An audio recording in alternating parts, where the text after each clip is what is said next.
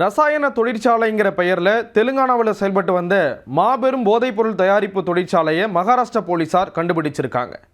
12,000 கோடி ரூபாய் மதிப்புடைய 32,000 லிட்டர் திரவ போதைப்பொருள் பறிமுதல் செய்யப்பட்டிருக்கு.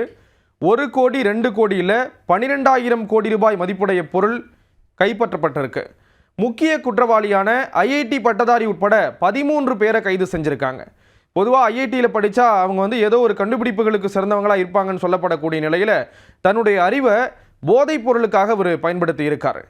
மகாராஷ்டிர மாநிலம் தானே மாவட்டத்தில் இருக்கக்கூடிய மீரா பயந்தர் நகர போலீசார் போதைப்பொருள் விற்பனை செய்து வந்த ஒரு நபரை பிடிச்சு அவர்கிட்ட விசாரணை நடத்துகிறாங்க.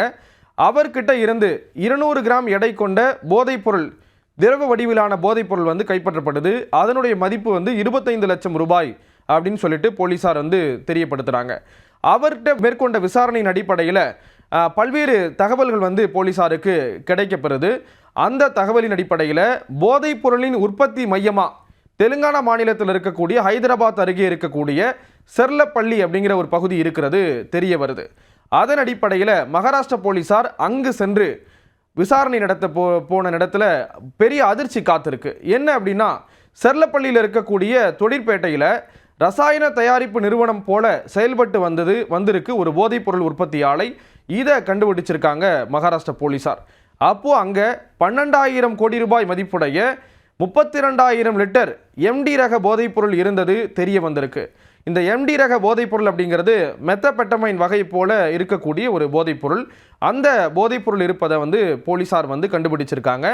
அதன் அடிப்படையில் அந்த தொழிற்சாலை மீது வழக்கு பதிவு செஞ்ச போலீசார் முக்கிய குற்றவாளியான ஐஐடி பட்டதாரி உட்பட 13 பேரை கைது செய்து விசாரணை மேற்கொண்டுட்டு வராங்க.